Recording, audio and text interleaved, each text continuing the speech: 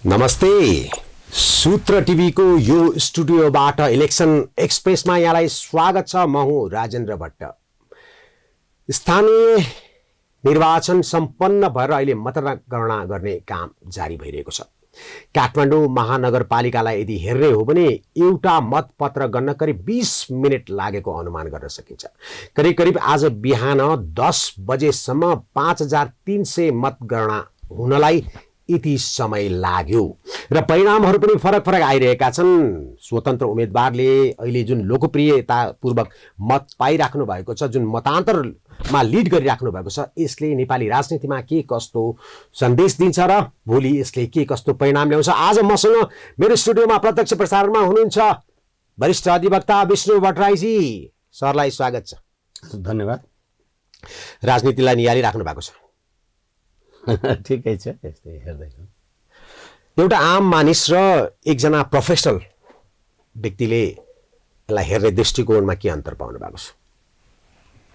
एउटा आम मानिसले हेर्ने परिदृश्य र एउटा प्रोफेसनल भन्दा पनि कानुन व्यवसायीको क्षेत्रमा रहेको मान्छेले हेर्ने दृष्टिकोणमा आकाश जमिनको अन्तर हुन्छ।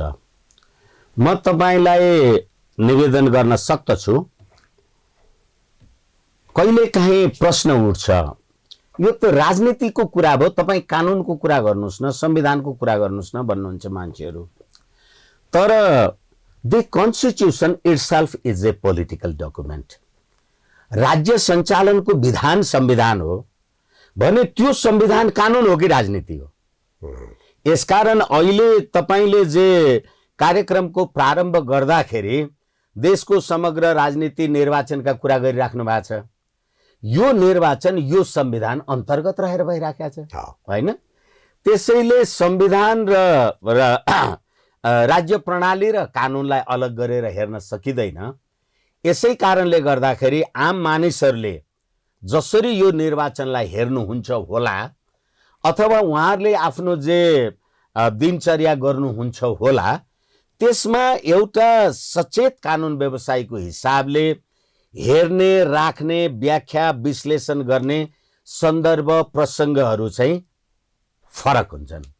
यसकारणले गर्दाखेरि एउटा वरिष्ठ अधिवक्ताको हैसियतले र त्यसमा पनि म यो वर्तमान सङ्घीय धर्मनिरपेक्ष गणतन्त्रात्मक राज्य प्रणालीको विरोधी भएको कारणले गर्दा मैले त यो राज्य प्रणालीमा भएका कुरालाई सूक्ष्मताका साथ हेरिन भने मैले त आलोचना गर्दा त सिद्धान्त र नीतिमा आधारित रहेर गर्नु पर्यो, तथ्यमा रहेर गर्नु पर्यो। त्यसकारणले गर्दाखेरि मलाई लाग्छ मैले यो नेपालको राज्य प्रणाली अथवा यी गतिविधिहरूलाई मेरो क्षमताले भ्याएसम्म अत्यन्त आलोचनात्मक रूपले हेरिराखेको छु। जस्तो तपाईँ यो अहिले व्यवस्था, संघीयता, धर्मनिरपेक्षता अथवा यी कुराहरू चाहिँ को विरुद्धमा हुनुहुन्छ। मतलब त्यसलाई त्यति स्वीकार राख्नु भएको छैन, तपाईँले स्वीकार्नुहुन्न, किनकि यो देशको लागि हित छैन भन्ने तपाईँको तथ्य छ। यस विषयमा हामी कुनै अर्को श्रृङ्खलामा फेरि यहाँसँग कुरा। आज म निर्वाचनमै केन्द्रित हुन चाहन्छु। ठिक छ। काठमाडौँको रैथाने नेवारहरूको सहर, यहाँको संस्कृति, यहाँको भाषा, यहाँको परम्परा, यहाँको कला शैली यो नेपालको अरू नगरहरूभन्दा फरक छन्। यस्तो ठाउँमा पहिलो पटक मधेसबाट आउनुभएका एकजना स्वतन्त्र उम्मेदवार बालेन शाह, जो ऱ्यापर पनि हुन्छ, इन्जिनियर पनि हुन्छ, उहाँले अहिले पाइराख्नु भएको चुनाव अगाडिको लोकप्रियता र अहिले परिणाम गर्ने क्रममा उहाँले गरिराख्नु भएको यो अग्रतालाई कसरी मूल्याङ्कन गर्नुभएको छ? धेरै सान्दर्भिक प्रश्न हो यो। यसलाई सँगसँगै जोडेर बालेन शाहजीसँगै जोडेर अहिले नेकपा एमालेको तर्फबाट महानगरको उपप्रमुखमा उम्मेदवार दिनुभएको सेलिब्रिटी महिला हुनुहुन्छ सुनिताजीको, सुनिताजी, र सर्वाधिक मत सुनिताजीले प्राप्त गर्नुभएको छ। अहिलेसम्मको सिनारियो त्यही देखिन्छ। र फेरि सुनिताजीलाई पछ्याउने जे छन्, अब उनीहरूले त्यो धेरै ढिलो पछ्याउने मात्रै कुरा हुन्छ। मलाई लाग्छ सुनिताजीलाई भेट्नुहुन्न उहाँहरूले, अरू जो पछि लाग्नु भएको छ। र अहिले बालेन शाहलाई जुन प्रकारले मतदान काठमाडौँवासीले काठमाडौँका मतदाताले गर्नुभयो। त्यसै गरेर यहाँको नेवार कम्युनिटी आदि इत्यादि जे भनेको छ त्यो नेवार कम्युनिटी लगायतका गतिविधिलाई जोड्ने कुरामा सुनिताजीको उम्मेदवारीले प्रतिनिधित्व गर्यो भन्ने मलाई लाग्छ।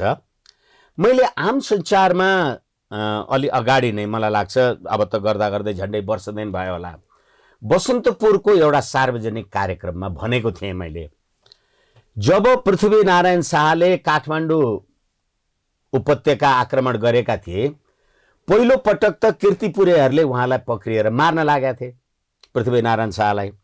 त कीर्ति यहाँका नेवार सैन्यहरू त्यतिखेरका प्रताप मल्लका सैन्यहरू जे जयप्रकाश मल्लका जे सैन्यहरू हुनुहुन्थ्यो उहाँहरूले के भन्नु भने राजालाई राजाले मार्नुपर्छ, हामीले मार्नु हुँदैन भनेर पृथ्वीनारायण शाहलाई छोडे र पृथ्वीनारायण शाहले पछि फेरि काठमाडौँ उपत्यका विजय हासिल गरेपछि त्यो बेला पनि त्यति उ थियो, सम्मान थियो, त्यति अनुशासन थियो।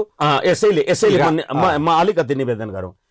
तर जब पछिल्लो पटक आक्रमण गरेर पृथ्वीनारायण शाहले काठमाडौँ उपत्यकामा विजय हासिल गर्नुभयो त्यतिखेर उहाँले पहिले बसन्तपुर गएर त्यहाँको जीवित कुमारी देवी नेवारलाई ढोक गर्नुभयो।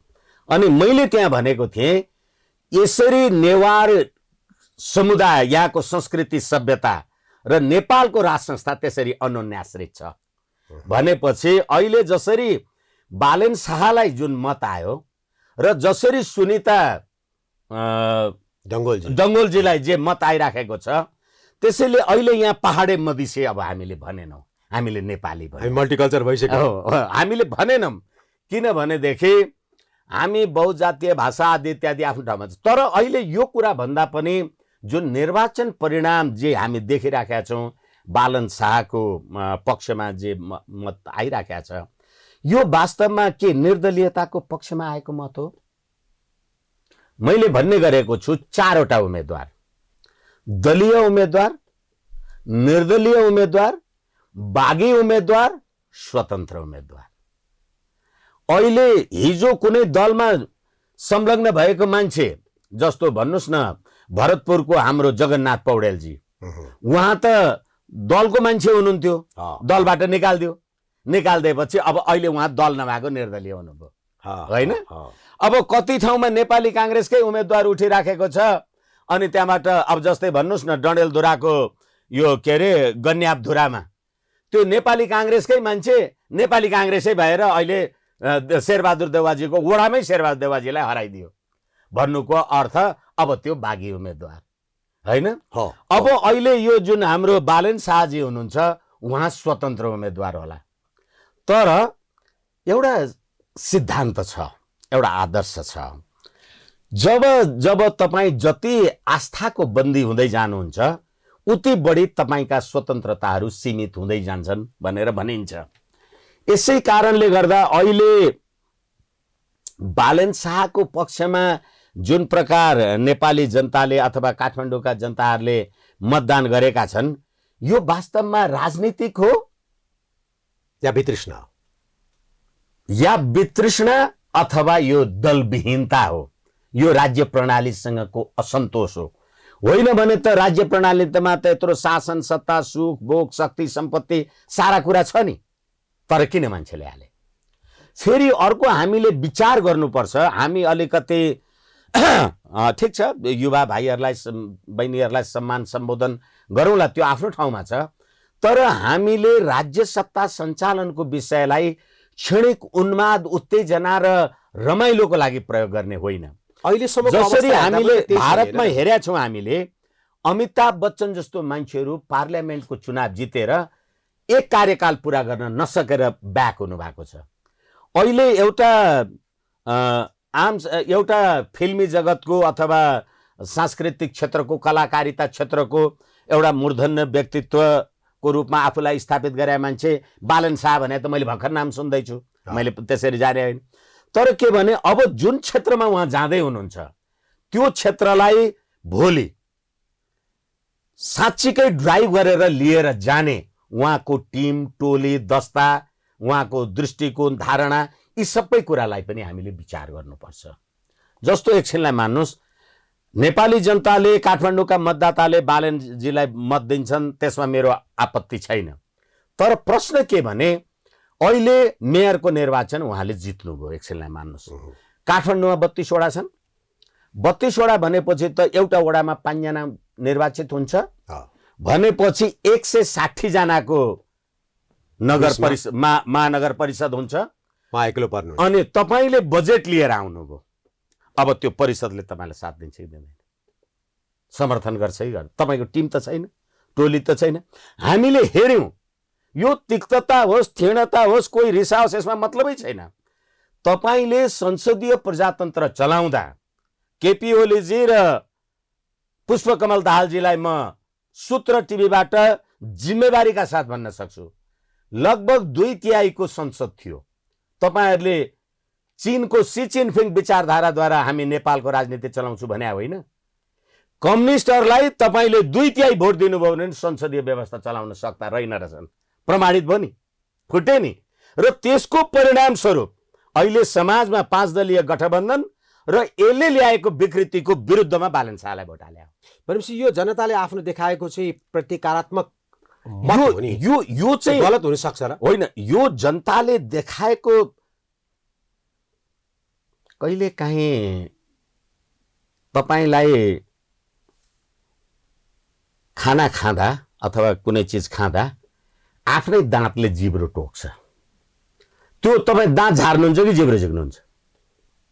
त्यो त आवश्यक हो नि। यसै कारणले गर्दा यो राज्य प्रणालीले नेपाली जनतालाई डेलिभर गर्न नसकेको, साँच्चै भन्नुस् न, अब लिपुलेक लिम्पिया धुरा कालापानीवाला प्रश्न होस् कि अब त्यो हाम्रो जयसिंह धामी तुइन चुडाएर मारिएको कुरा होस् कि इन्डियनहरूले मिचेका कुरा हुन् कि, ती सम्पूर्ण कुरामा जब जयसिंह धामीलाई भारतको एसएसबीले तुइन चुडालेर मारिदियो, नेपाली युवाहरूले माइती घर मण्डलामा नारा जुलुस लगाउँदा त यही सरकारले ती युवाहरूलाई लाठी लगाएर कुट्यो। अहिलेसम्म जयसिंह धामी मरेको कुराको त हिसाब छैन नि। त्यसको इरिटेसन हुन सक्छ यो, तर इरिटेसनले मात्रै चाहिँ राज्य सत्ता चल्दैन। तपाईले त्यसलाई जिम्मेवारीपूर्वक ड्राइभ गरेर लिएर जाने, तपाईसँग त्यो प्रकारको ज्ञान, योग्यता, क्षमता अथवा साथ संगत सहयोगको वाञ्छनीयता हुन्छ। एकछिनलाई मान्नुहोस्, अहिलेको एउटा मतपत्रको खर्च 5000 भन्दा बढी पुगेको छ। तपाईले जुन मतपत्रमा मत हाल्नुभयो, निर्वाचन खर्चदेखि लिएर अब भोलि निर्वाचन परिणामसम्म आउँदा अहिले पनि जुन कार्यकर्ता खटेका होलान् आदि इत्यादि सरकारी खर्च मात्रै, राजनीतिक दल र अरू कुराको बारेमा हामी फेरि कुरा गरौँला भनेदेखि पेट्रोलको भाउ अहिले 10 रुपियाँ बढ्यो, अब आजबाट 170 भयो भने अब त्यो अहिले स्थानीय निकाय बालन शाहजीले चुनाव जित्नुभयो, अब चाहिँ उहाँको त्यो बैठक बस्यो, के जनतालाई सुविधा दिन्छु भनेको छ, यसलाई सबसाइड गर्ने नेपाली जनतासँग के आधार छ? तर अघि हामीले कुरा गरिसक्यौं, वर्तमान राज्य प्रणालीसँगको इरिटेसन नेपाली युवाहरूले चाहिँ यसमा अभिव्यक्त गरे। र फेरि भोट कति खस्यो काठमाडौँमा? जम्मा 52%, जम्मा 52% भोट खस्यो र अहिले 23-24% सम्म पनि मतपत्र बदर छन् भनेपछि कतिले जित्छ? र अब एकछिनलाई मान्नुहोस्, काठमाडौँमा 10% बदर भयो। किन बदर भयो? किन 52% मात्रै खस्यो? अब हामीले भर्खरै कुरा गर्यौं, एक, यो प्रणालीसँग कसैलाई विश्वास भएन। 2, जो मान्छे मतदान गर्न गयो, तपाईलाई कांग्रेस एमालेमा एउटा चोर, एउटा डाका, एउटा ज्यानमारा हालेको छ, उम्मेदवार भएको छ, भोट दिन भन्ने नो भोट भन्ने त छैन। तपाईलाई राइट टु भोट चाहिँ छ अरे, राइट टु नो भोट पनि त हुनु पर्यो नि। भनेपछि अनि गएर के गर्ने? मतपत्र बदर गर्ने, मत बदर गर्ने भनेपछि त्यसले गर्दा काठमाडौँको 3,02,42,000 मतदाता मध्ये 52% मत खस्यो र 10% बदर हुँदाखेरि 42% आयो। 42% मा अब अहिले बालन शाहले जित्नुभयो, ल 20,000, 25,000, 30,000 मत ल्याएर जित्नुभयो। त्यसले साँच्चै नेपाली जनताको लोकप्रियतालाई प्रतिनिधित्व गर्छ? लोकप्रियतालाई प्रतिनिधित्व नगरे पनि वर्तमान सत्तामा रहेका सत्तासीन पार्टीहरू अथवा अपोजिसनमा रहेका जुन अहिले हाम्रो वर्चस्व छ, हामीले चाहिँ नेपाल चाहिँ हाम्रै हो भनेर जुन गरिरहेका छन् रैथानेहरू, उहाँहरूको लागि तमाचा त हो नि। हो, यसैले नेकपा एमालेको केशव स्थापित जस्तो उम्मेदवार छन्, नेपाली कङ्ग्रेस अझ गठबन्धन, त्यसमाथि भनौँ न पूर्व पश्चिम उत्तर दक्षिणै मिलेर बनेको 5 दलीय गठबन्धनको सिर्जना जोशी हुनुहुन्छ। त्यस्तो ठाउँमा एक युवा 34-35 वर्षको केटा, म भर्खरै मलाई मेरो सहकर्मी मित्रले पठाउनु भएको अपडेट म तपाईँलाई सुनाउँछु, भर्खरै मात्र आएको अपडेट हो। बालेन शाहले अहिलेसम्म 2071मा प्राप्त गरिसकेका छन् भने केशव स्थापित 1164, त्यसै गरी गठबन्धनकी सिर्जना जोशीले 1056। अब अनुमान गरौँ अब के हो। यसैले गर्दाखेरि अहिले नेपाली जनताले, हामीले भर्खरै पनि कुरा गरिसक्यौँ, भाषा आफ्नो आफ्नो ल्याङ्ग्वेज आफ्नो आफ्नो मात्रै हो। यो राज्य प्रणालीसँग तपाईँले अलटुगेदर निर्वाचन आयोग भन्छ 64% मत खस्यो।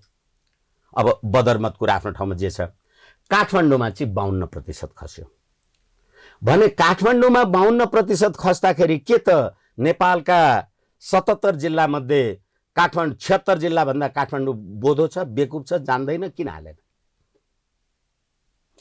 हिसाब गर्नु पर्यो। र मैले अघि तपाईँलाई भनेको कुरा के हो भने यो अहिले बालेन शाहजीको विजय होला, त्यसमा विवादको कुरा भएन, हुन सक्छ जनताले पत्याए हाल्नन्, तर के भने त्यसले समग्र राष्ट्रिय राजनीति र नेपाली जनता, त्यसमा पनि काठमाडौँको 3,02,42 मतदाता जे छन् त्यसमध्ये उहाँले पाएको 20, 25, 30,000 मतले जित्नुभयो भने त्यसले कति प्रतिनिधित्व गर्छ भन्ने कुरा मात्रै भने मैले। एकछिन। त्यसै कारणले गर्दाखेरि राज्य सत्तामा बसेका मान्छेहरूलाई राजनीति चाहिएन, राज्य मात्रै चाहियो, लुट्नु पर्यो। त्यसो त माधव नेपालजीको पार्टी भन्नुहोस् न, कुन नेपाली जनताले भोट हालेर बनेको पार्टी हो? अध्यादेशले बनेको पार्टी हो। अनि त्यसै कारणले गर्दा संविधानले दिएको अधिकार उहाँहरूले बनाउनु भएको संविधान हो नि त। होइन, यसमा म फेरि क्षमा चाहँ सूत्र टिभीसँग। अध्यादेशले राजनीतिक पार्टी बनाउने संवैधानिक व्यवस्था कहाँ छ? तपाईभन्दा अरूलाई कसलाई बढी जान्ने होला? तपाईँ वरिष्ठ अधिवक्ता हुनुहुन्छ, कानुनविद हुनुहुन्छ, तपाईँको पेसा। म तपाईँलाई दुईटा उदाहरण दिइहाल्छु। संविधानको धारा 89 तपाईँ जुन दलबाट निर्वाचित भएर आउनु भएको हो त्यसको नीति अनुशासन मान्नु भएन भने तपाईँलाई त्यो पदबाट पच्युत गरिन्छ। संविधानको धारा 89 भन्दैछु, त्यही प्रयोग गरेर नेकपा माओवादीको रामबहादुर थापा बादलहरूको चाहिँ सदस्यता समाप्त भयो। माधव नेपालजीले चाहिँ शेरबहादुर देउवालाई सैसाब गर्नुभयो अनि अध्यादेश ल्याएर भएको। हेर्नुहोस्, त्यसैले power corrupts, absolute power corrupts, absolutely सत्ताको दोहन गर्ने। यसै कारण मैले भन्दै थिएँ यो अहिलेको निर्वाचन सत्ताका लागि मात्रै भयो, देशको राजनीतिको लागि भएन। होइन भने म जन्मजात काङ्ग्रेस मान्छे, मलाई कम्युनिस्टलाई भोट हाल भन्ने तपाईँको। म जन्मजात राजतन्त्रवादी मान्छे, म राप्रपाको सदस्य मान्छे, अनि गणतन्त्रवादीलाई भोट हाल भन्ने तपाईँको। यसै कारणले गर्दा फेरि पनि म तपाईँलाई भनौँ, यो संविधानको धारा 270 जुन राजनीतिक दलबाट तपाईँ अथवा एउटै मात्रै राजनीतिक दल, विचार सिद्धान्तका मान्छेहरूले मात्रै राज्य सत्तामा भाग लिन पाउने कुरा यो कानुन बमोजिम अवैध हुन्छ भन्ने व्यवस्था गरेका छ, यिनै राज्य सत्तामा बसेका मान्छेले त्यसको दुरुपयोग गरेका छन्। यसै कारणले गर्दाखेरि बालेन शाहले निर्वाचन जित्नु होला, मेरो कुनै आग्रह पूर्वाग्रह छैन, धेरैचोटि मैले, तर यो सबै हामी जे परिदृश्य देखिराखेका छौँ, राज्य सत्ता भनेको कुरा त नि एकछिनलाई मान्नुहोस् न। अब बालेनजी हिन्दू राष्ट्र मान्नुहुन्छ कि मान्नुहुन्न मलाई थाहा छैन, हिन्दुत्व मान्नुहुन्छ कि मान्नुहुन्न थाहा छैन। राजा रामचन्द्रलाई त राजा दशरथले राज्याभिषेकको लागि समारोहमा आऊ भनेर बोलाएको थियो नि। राजा रामचन्द्र राजा हुनका लागि समारोहमा जाँदा त कैकेयीले त 14 वर्ष वनवास पो जानुपर्छ, कहाँ राजा हुन पाउँछस् भन्दा थपक्क राजा भएर वनवास गए त। त्यो तपाईँ कल्पना गरेर आफै पनि त हुनुहुन्न। होइन, एकैछिन म एउटा कुरा टुङ्ग्याउँछु मात्रै। तर उनी किन गए भने उनी जङ्गल नगएको भएदेखि रावण मारिँदैन थियो नि, रावण नमारेको भए शान्ति सुख हुँदैन थियो नि। हो, यसै कारणले यो परिस्थिति हुन्छ राजनीतिमा। त्यो कुरा बालेन शाहलाई पनि भोलि पर्न सक्छ, त्यो समर हाँक्न सक्छु भन्ने पनि क्षमता हुनुपर्छ। यसै कारण अघिदेखि मैले भन्दैछु कि यो सबै राजनीति भनेको देवादिदेव महादेव चाहिँ विष खाएर सर्प भिरेर महादेव भए।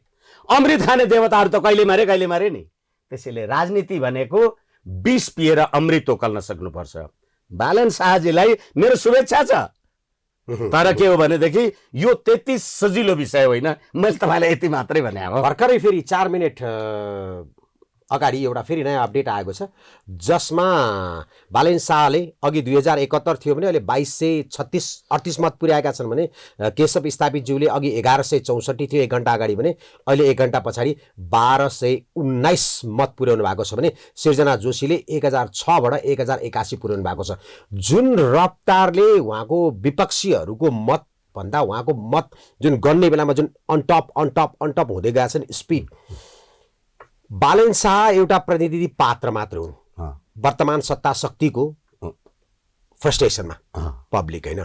तपाईँले अघि भन्नुभयो 52% मतदान गरे, त्यसमध्येमा 10% रिजेक्ट हुन्छ, बाँकी रहन्छ 42%, 42% मा बालेन शाहले ल्याउनु भनेको 20%, 18% ल्याए पुग्छ मतदाता निर्वाचित हुन्छन् उनी। के 18% मतदाताहरूले गरेको मतले सिङ्गो काठमाडौँको राजनीतिलाई अथवा सिङ्गो काठमाडौँका 3 लाख चाहन्छन् मत अझ हामीले यति मात्र यसरी सीमित पनि नहौँ। ल एकछिनलाई मान्नुहोस् 20, 30, 40 हजार जतिसुकै ल्याएर बालेन शाहजी जित्नुहोस्। काठमाडौँ त देशको राजधानी हो। सम्पूर्ण संसारभरिको नेपालसँग रहेको कूटनीतिक सम्बन्धको त्यो कूटनीतिक सम्बन्धको स्थल पनि काठमाडौँ हो, राजधानी केन्द्र हो नि होइन। त्यसैले हरेक कूटनीतिक नियोगको कुरा गर्दैछु म, देशी विदेशी शक्तिको कुरा गर्दैछु म, चीन र भारतको कुरा गर्दैछु म। ती सबै कुराहरूसँग एमसीसी जस्ता विषयहरूको बारेमा अब फेरि बालेन शाहजीहरूले त्यहाँनिर व्यवहार गर्नुपर्ने स्थिति हुन्छ। यसै कारण मैले भनेको ठिक छ, अहिले जति प्रतिशत ल्याएर तपाईँ मत ल्याएर तपाईँ विजयी हुनु होला, तर त्यसलाई तपाईँले समग्र नेपाली जनता, अहिले हामी काठमाडौँको कुरा गरिराखेका छौँ, मैले तपाईँलाई काठमाडौँमा रहेका कूटनीतिक नियोग अथवा परराष्ट्र सम्बन्ध अन्तर्राष्ट्रिय विषयहरूलाई समेत जोडेर हेर्दाखेरि त्यो सम्पूर्ण कुरालाई म्यानेज गरेर लिएर जानुपर्छ। त्यो म्यानेज गरेर लिएर जानको लागि अहिले तपाईँ ठिक छ अब 20, 25, 30% ल्याएर जित्नु होला, तर त्यो मात्रै जितेको कारणले गर्दाखेरि राज्य सत्ता निर्वाह गर्ने कुराको लागि चाहिँ यो अत्यन्त कठिन परिस्थिति हो। र अहिले नेपाली जनताले वर्तमान राज्य प्रणाली र गठबन्धनको अनीति दुराचार जस्तो भन्नुहोस् न, अमेरिकी सहायक विदेश मन्त्री डोनाल्ड लूले गएको चैत 26 गते मलाई जहाँसम्म लाग्छ कि गएको चैत 26 गते होइन, माघ 26 गते उहाँले टेलिफोन गरेर भन्नुभयो तपाईहरूले एमसीसी पास गर्नु भएन भने अमेरिकाको नेपाल नीति हामी बदल्छौँ र तपाईहरू चीनको निकट पुग्नुहुन्छ भन्ने कुरा हामी ठान्छौँ भन्ने बित्तिकै प्रचण्डहरू एमसीसीमा सैछाप गर्न आए। तर हिजो एमसीसीको विरुद्धमा सडकमा त युवा निस्केका थिए नि। अब ती एमसीसीको विरुद्धमा सडकमा निस्केका युवालाई बालेन शाहले म्यानेज गर्नुपर्छ। त्यो एमसीसीसँग म्यानेज गरेर यति चुनौतीपूर्ण घडी चाहिँ हो। अनि काठमाडौँको महानगरको नगर प्रमुख, नगर पिता अथवा मेयर हो, राष्ट्रिय राजनीतिमा उनको के दखल हुन सक्छ र? हुन सक्छ, एकछिन त्यसो भनेर हुँदैन। जस्तो काठमाडौँ महानगरपालिकाको मेयर, अघि हामीले जुन कूटनीतिक राजनीतिक परराष्ट्र सम्बन्धको कुरा गर्यौं, त्यो सम्पूर्ण कुराको व्यवस्थापन गतिविधि गर्ने कुरामा तपाईले काठमाडौँ महानगरलाई माइनस गरेर यहाँको अरू कूटनीतिक गतिविधिहरूमा तपाईँ अगाडि जान सक्नु होला। यसै कारणले यहाँ स्थानीय सरकार हो नि, र स्थानीय सरकारको प्रमुख हो त्यो महानगरपालिकाको प्रमुख भनेपछि नेपाल सरकारले जे भने त्यही लाग्नु छैन नि त्यहाँ। किनभने स्थानीय स्वायत्त शासन ऐन 2073 ले जे गभर्न गरेको छ त्यसमा त सरकारले हस्तक्षेप गर्न पाउँदैन, एक। र अर्को कुरा के हो भने तपाईँ सरकारको 5 दलीय गठबन्धनलाई परास्त गरेर, तपाईँ केपी शर्मा ओलीजीको सरकार तपाईको एमालेलाई परास्त गरेर म निर्वाचन जितेर आएको। यसकारणले गर्दा त्यो सम्पूर्ण कुरामा मेरो दृष्टिकोण, मेरो योजना, मेरा कार्यक्रम र अर्बौंको त्यो जुन विदेशी सहयोग, साथ संगत सहयोग होला, त्यो कुरामा भन्नुस् न रेसिप्रोसिटी, भ्रमण आदान प्रदान सैछाप गर्ने कुरामा महानगरलाई तपाईले महानगर तपाईँ कारिन्दा हो र। तर के हो भनेदेखि त्यो क्षमता निर्वाचित व्यक्तित्वले निर्वाह गर्नुपर्छ, जिम्मेवारी छ मात्रै भने हो मैले। जस्तो भनौँ बालेनजीको पछिल्लो उहाँले दिनुभएका अभिव्यक्ति भनौँ, उहाँका योजनाहरू, उहाँका अन्तर्वार्ताहरू हेर्दा चाहिँ कुनै उम्मेदवार भन्दा अहिले जति वर्तमान उम्मेदवार जो जित्न लायकको देखिन्थ्यो, मतलब जित्ने सम्भावना देखिएका उम्मेदवारहरूभन्दा उहाँको कम नदेखेरै होला। मैले जान्न चाहेको कि यदि बालेन शाहले कुनै पनि मत भनौँ न धेरै थोरै भारी जे होस् जे होला परिणाम उनको पक्षमा भयो भने अब आउने दिनमा नेपालका रैथाने राजनीतिक पार्टीहरू छन्, नेकपा माओवादी, एमाले, काङ्ग्रेस, यिनीहरूको भविष्य के होला त राजनीति? होइन, हामी 2-3 कुरा भन्न सक्छौँ। अहिलेको स्थानीय निकायको निर्वाचनले मर्निङ सोज द डे भने जस्तो हामीले अब आउने मङ्सिर पुसमा प्रदेश सभाको र संसदको निर्वाचनमा संलग्न हुनुपर्नेछ। एउटा महानगरपालिकामा एउटा महानगर प्रमुख निर्वाचन जितेकै कारणले गर्दाखेरि सम्पूर्ण मुलुकको राष्ट्रिय राजनीतिक शक्तिलाई त्यसले पराजित गर्छ भन्ने धारणामा हामी नजाउँ। हल्लाउन सक्छ कि सक्दैन? एकछिन यो विषय जे छ त्यस अनुसारको कुरा हामीले गर्नुपर्छ। अहिले भर्खरै 16वटा जिल्लाको मतगणना डिस्टर्ब भयो 77वटा ठाउँमा भने 16 जिल्लामा डिस्टर्ब भयो। 16 जिल्ला भने कति? 16 जिल्ला भनेको हाम्रो 77 जिल्लाहरू मध्येमा झन्डै 20%, 16 पंचे 80, 20% निर्वाचनहरू त स्वतन्त्र निष्पक्ष र भयरहितै हुन सकेन, होइन? पुनः गर्नु पर्यो। अब अरू ठाउँमा के भए, अब मतपत्रवाला कुराहरू फेरि त्यतातिर नजाउँ। तर त्यसै कारणले गर्दाखेरि अहिले काठमाडौँमा तपाईँले निर्वाचन जित्नु भएकै कारणले गर्दा सम्पूर्ण राजनीतिक शक्ति परास्त भयो भने के त भोलि देशमा निर्दलीय व्यवस्था हुन्छ त? हुँदैन। तपाईँ एक्लैले के काठमाडौँको मेयर चुनाव जितेर तपाईँले यो संवैधानिक व्यवस्था परिवर्तन गर्न सक्नुहुन्छ? सक्नुहुन्न।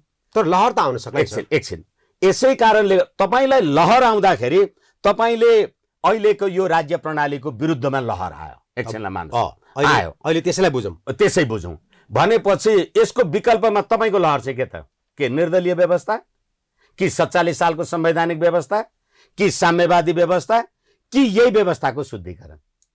यसै कारणले गर्दाखेरि एउटा मेयर, सिंगल मेयरले मात्रै जितेको कारणले गर्दा मुलुकको राजनीतिमा उहाँकै कारणले परिवर्तन हुन्छ भने होइन, तर यसले एउटा लक्षण देखाउँछ कि संघीय धर्मनिरपेक्ष गणतन्त्रले देशको हित उन्नति गर्न सक्ने रहेन रहेछ। हिजो हामीले तनहुमा हेर्यौं, नेपाली कांग्रेसकै गोविन्दराज जोशी एउटा स्थापित व्यक्तित्वको छोरा निर्वाचनमा उठेको नेपाली कांग्रेसले कुटेर खाइदिए भने यो राज्य प्रणाली नेपाली जनताको लागि अभिशाप हो भन्ने कुराको सिम्बल चाहिँ हुन्छ यो, तर यही पर्याप्त चाहिँ हुँदैन। जस्तो भनौँ न एउटा माहौल त बनाउँछ नि कि अब म त स्वतन्त्र पढे लेखेका अलिकति बुझकहरूलाई नयाँ मान्छेलाई ल्याउनुपर्छ, यी पुराना जति गरिराख्नु भएको छ उहाँहरूको कन्ट्रिब्युसन अब इनफ भयो, अब उहाँहरूले हाम्रो चित्त बुझाउन सक्नु अथवा हाम्रो देशको डिमान्ड अथवा पब्लिकको डिमान्ड अनुसार फुलफिल गर्न सक्नुहुन्न भन्ने। एकछिन हामीले फेरि पनि पब्लिकको कुरा बार बार गर्दाखेरि निर्णायक त पब्लिक नै भयो। एकैछिन तपाईँ 52% मत खसिराखेका छ, त्यसो त 100% सम्भावना छैन, भोट दिन आउँदैन त कसको के लाग्छ त नि? फेरि अहिले राजनीतिक दलहरूले, तपाईहरु आम सञ्चारको मान्छे, तपाईहरुलाई थाहा छ 28 गते कोटेश्वर चोकमा 52वटा बस यहाँबाट भोटरहरू ओसार्नका लागि पार्टीले जम्मा गरेका थियो। ती मान्छे गाउँ गए, भोट हालेर अहिले फर्किँदैछन्, के गर्दैछन्। काठमाडौँ आउनका लागि तपाईलाई कसले रोक्यो? काठमाडौँका मान्छेलाई भोट हाल्नुपर्छ भने थाहा छैन? यसै कारणले तपाईँ गएनन्। एकछिन नजानुको अर्थ के? जसरी अहिले राजनीतिक दलका नेता र उम्मेदवारहरू प्रति अविश्वास जनाएर बालन शाहलाई युवाहरूले मत दिए, त्यसै गरेर अरू कोही मान्छेहरूले हामी कसैलाई पनि दिँदैनौँ भनेर बसे। ती नेपाली जनता होइनन् हो, तर उनीहरूको उहाँहरूको जुन यो व्यवस्था यो प्रणालीसँग विश्वास नभएर उहाँहरू नजानु। एकछिन हामी 2-3वटा कुरा गर्न सक्छौँ। सबै भोट हाल्ने प्रणालीसँगै विश्वास भएर भोट हाल्ने हो भने त 47 सालको संविधानमा पनि त त्यस अन्तर्गत संवैधानिक राजतन्त्रको पक्षमा भोट हाल्ने यिनै कांग्रेस एमाले कम्युनिस्टहरू थिए नि त, गए त। यसै कारणले तपाईँ प्राविधिक रूपले अहिले जित्नु होला, तर त्यसले समग्र नेपाली जनताको इच्छालाई प्रतिनिधित्व गर्यो कि गरेन भन्ने कुरा विचार त्यो गर्नुपर्छ। सम्भव होला सर। एकछिन। जस्तो तपाईँकै हिसाबमा तपाईँ त धेरै अनुभव छ कानुनदेखि लिएर सबै कुराहरूको, हो, त्यसै कारणले गर्दाखेरि त्यो सबैलाई समेट्ने सम्भावना छ, कसले समेट्न सक्छ? हो। हिजो पञ्चायत कालमा पनि सबै नसमेटिएर प्रजातन्त्र बहुत एकछिन पञ्चायतको कुरा गर्ने हो भनेदेखि त अहिले ठ्याक्कै पञ्चायत छ। किनभने तपाईँ काङ्ग्रेस, म माओवादी, ऊ समाजवादी, ऊ मधेसवादी, अनि तपाईँले तपाईँको पार्टीलाई भोट दिन पाउनुहुन्न, मैले मेरो पार्टीलाई भोट दिन पाउँदैन, उसले उसको पार्टीलाई भोट दिन पाउँदैन। किनभने दलमा होइन गठबन्धनमा भोट हाल, निर्दलीय व्यवस्था। त्यो निर्दलीय चाहिँ 30 वर्ष चल्यो, तर यिनीहरूको गठबन्धन हेर्नुहोस् त कुन बुरी हाल भयो। होइन, गठबन्धन त लगभग तहस नहस हुने अवस्थामा आइसक्यो। अब म एकैछिन तपाईँलाई काठमाडौँबाट, अब काठमाडौँपछि बहुचर्चित तपाईँले बुझिसक्नुभयो, भरतपुर चितवनलाई जाँदैछु, के होला त्यहाँ? काङ्ग्रेसले धोका दियो। किनभने यो अलि शब्दको लागि क्षमा चाहौँ आम संसार समक्ष, आम श्रोता जनता समक्ष। चोर चोर मौसेरा भाइ भन्छ कि, चोरले मात्रै चोरको खुट्टा देख्छ भने जस्तै, सर्पले सर्पको खुट्टा देख्छ भने जस्तै, काङ्ग्रेसले माओवादीलाई धोका दियो, माओवादीले काङ्ग्रेसलाई धोका दियो। यही माओवादी र यही काङ्ग्रेस, यही प्रचण्ड र यही शेरबहादुर माओवादीको टाउको काटेर झोलामा हालेर ले र त्यो झोलाबारी पैसा लिएर जा भन्ने यिनीहरूको गठबन्धन होइन यो। अनि माधव कुमार नेपालजी, माधव कुमार नेपाललाई माधव कुमार नेपाल बनाएको सूर्य चिन्ह एमालेले होइन माग्नुभयो त उहाँले, सूर्यलाई अस्ति बत देख्नुभयो त, माला होइन, त्यो झुक्किन अल्मलिन पाइन्छ, त्यसको औषधि हुँदैन, ओखती हुँदैन, भयो होला, त्यसलाई हामी इस्यु नबनाऊ। तर जुन पार्टी उहाँले बनाउनु भयो, के त्यो नेपाली जनताले उहाँलाई पार्टी बनाउन अनुमति दिएको थियो?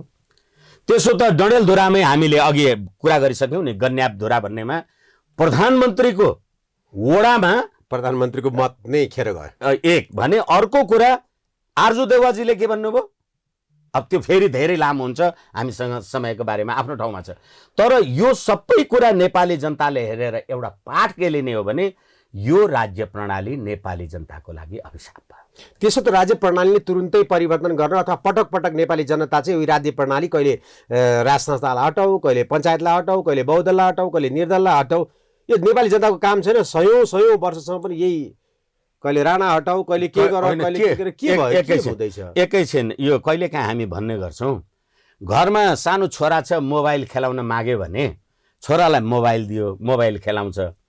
मोबाइल बिग्रियो भने त नयाँ किनौला, मोबाइल खेलाएर छोरो बिग्रियो भने के गर्ने?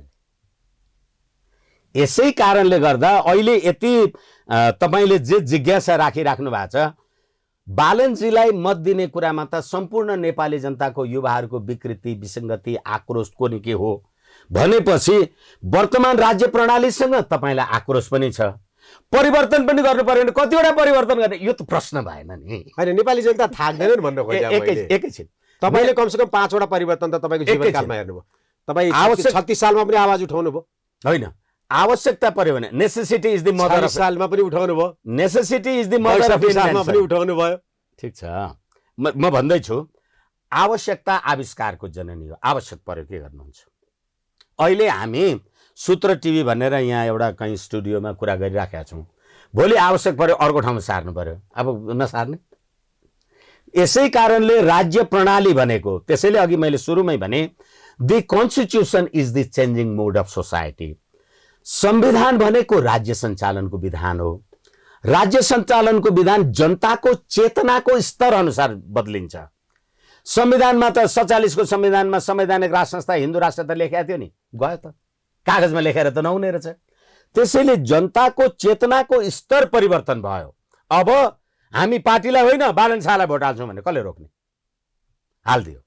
अनि होइन अब यो राज्य प्रणाली हुँदैन, हामी अर्को नयाँ प्रणालीमा जान्छौँ, को तपाईँ मलाई रोक्ने?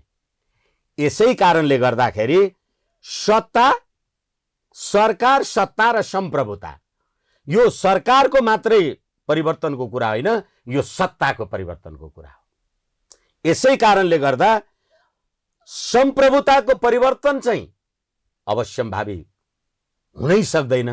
तर हिजो तपाईँले ढुङ्गा हानेर 47 को संविधान परिवर्तन गर्नुभयो, मैले ढुङ्गा हानेर यसलाई परिवर्तन गर्नु हुँदैन। यसैले नेपाली जनताले बालन शाहलाई भोट दिए, न त केशव स्थापितलाई दिन्थे नि त। कम्युनिस्ट भएर मलाई भोट नदिने जति चाहिँ नर्कमा पुग्छन् भनेर भन्ने होइन, नेपाली जनताले देखाए त। अनि उसैसँग रहेको सुनिता डङ्गोललाई चाहिँ भोट दिन जान्नेले केशव स्थापितलाई दिन जानेन। अहिले सर्वाधिक मत प्राप्त गर्नेमा अहिले सुनिता डङ्गोलजी हुनुहुन्छ। करिब करिब बालेनजीको भनौँ न 2238 पुग्दा उहाँको करिब करिब 3000 पुगिसकेको छ। त्यसैले र उहाँका प्रतिद्वन्दीको लगभग 800 आइरहेको छ। अर्को प्रतिद्वन्दी नै छैन। होइन, अरू त अब कुरा नगरौँ। त्यसैले गर्दा मैले सुरुमा तपाईँलाई भने, अथवा हामीले कुरा राख्दाखेरि तपाईँले सुरुमा जिज्ञासा जे राख्नु भएको थियो, काठमाडौँको सभ्यता, संस्कृति, विविधता, धर्म, भूगोल, इतिहास, गुठी विधेयक कसले ल्यायो? यही केशव स्थापित थिएन त्यतिखेर? यो बोल्यो कि बोलेन? तर अहिले सुनिता डङ्गोललाई भोट हाल्यो, केशव स्थापितलाई चाहिँ हालेन। यसै कारण मैले भन्ने गर्छु, लाटाले पनि लड्डु खायो, मैले पनि लड्डु खाएँ भने मैले चाहिँ भन्छु, ओहो भट्टजी कति गुलियो है, मिठो रहेछ भने। लाटाले त बोल्न जान्दैन नि, के उसलाई गुलियो हुँदैन र? हुन्छ नि। यसै कारण चिच्याउँदैमा नकराउँदैमा मात्र उसलाई चाहिँ चित्त नबुझा होइन। यो जुन 52% भनेको 48% जुन मत खसेन, त्यो मत भनेको यो सत्ता, यो सरकार र यो व्यवस्थाको चाहिँ विरुद्धमा चाहिँ मौन बसेका हुन् भन्न खोज्नु भयो तपाईँले? खोज्नु भएको होइन, प्रश्नै त्यही हो। तपाईँको तर्फबाट होइन होइन, म तपाईँलाई सप्रमाण भनिरहेको छु। काठमाडौँमा तपाईँले अस्ति 28 गते चाहिँ 12-18 कोटेश्वरमा 50-52वटा बस भोट हाल्न जान पठाउने। काठमाडौँमा यहाँका मान्छेहरू त्यहाँ बानेश्वर गएर त्यहाँ सभागृह गएर भोट हाल्न चाहिँ किन नजाने? के नजानेर हो? पढाएको छैन? जान्दैनन् है काठमाडौँका जनता? किन हालेनन्? किनभने यो राज्य सत्ताको विरुद्धको गतिविधि हो र 23 देखि 24% झापा जस्तो ठाउँमा मतबदर भएको छ। अब कतिले राज्य सत्ता चलाउने? हेर्नुहोस्, निर्वाचन त राजा ज्ञानेन्द्रले पनि गराएको थियो नि, मेयर उपमेयर त भएका थिए। कहाँ गयो त्यो? केशव स्थापित त्यसैको मान्छे होइन? अनि पछि त आफै मेयर भएको, आफै ढुङ्गाने न। यसै कारणले जनताको सहभागिता बिना प्राविधिक निर्णयले चाहिँ यो नेपाली जनताको बहुमत इच्छालाई प्रतिनिधित्व गर्दैन। हस्, तपाईँलाई धेरै धेरै धन्यवाद। अब अन्तिममा भनिदिनुहोस् न, भरतपुर चितवन के होला? चितवनमा अलिक उदेक लाग्यो। काठमाडौँमा 3,02,42 मतदाता रहेछन्। चितवनमा 3,97,685 मतदाता। 2,97,000 होला सर। के चितवनमा 2,97,000? 3,97,000। यसै कारणले गर्दाखेरि चितवनमा अघि मैले भने यो रेणु दाहालजीलाई मत दिने, रेणु दाहालजीलाई मत नदिने भन्ने कुरा चाहिँ अब फेरि यो मैले चाहिँ हुन कि हालाकि अब मैले आफूले राखेको मेरो विश्लेषण ठिकै हुनुपर्छ जरुरी छैन, तर मेरो आफ्नो कुरामा चाहिँ तपाईले जसरी अपवित्र गठबन्धन गरेर सर्वहाराको अधिनायकवाद, माओवादमा विश्वास गर्ने शक्ति र लेनिन स्टालिन र गुरु मानेर पूजा गर्ने शक्ति र अब्राहम लिंकनको democracy by the people for the people to the people भन्ने कुरालाई जुन एकै ठाउँमा ल्याउने जे प्रयास गरिराख्नु भएको छ, सत्यनिरूपण तथा मेलमिलाप आयोगमा परेका 60,000 उजुरी जो प्रचण्डजीहरूलाई, बाबुराम भट्टराईजीहरूलाई ज्यान मारा भनेर उजुरी परेको छ, ज्यान माराहरू राज्य सत्तामा बसेर जनता सडकमा रोएको बिचमा मलाई लाग्छ यसको हिसाब किताब जनताले भरतपुरमा गर्नेछन्। हस्, यहाँलाई धेरै धेरै धन्यवाद। हस्, धन्यवाद। हामी छौँ प्रत्यक्ष प्रसारमा। यतिखेर हामीसँग हुनुहुन्थ्यो वरिष्ठ अधिवक्ता विष्णु भट्टराईजी। नेपालको वर्तमान राजनीति, अबका राजनीति र हिजोका राजनीति र यो 52%ले दिएको मतदान, 48%को मौनता काठमाडौँको भन्ने विषयमा गम्भीरतापूर्वक कुराकानी गरौँ। जो उस परिवर्तन नेपाली जनताले खोजेको हो भन्ने केही सन्देशहरू देखिएका छन् भने, तर पनि समग्रमा हेर्दाखेरि अहिलेको निर्वाचनको परिणाम चाहिँ यही ठुला नेपाली कांग्रेस एमाले नै अग्र स्थानमा छ। हामी फेरि तपाईँलाई एकछिनपछि भेरिकोटी मण्डप लैजानेछौँ त्यहाँको प्रत्यक्ष प्रसारणमा।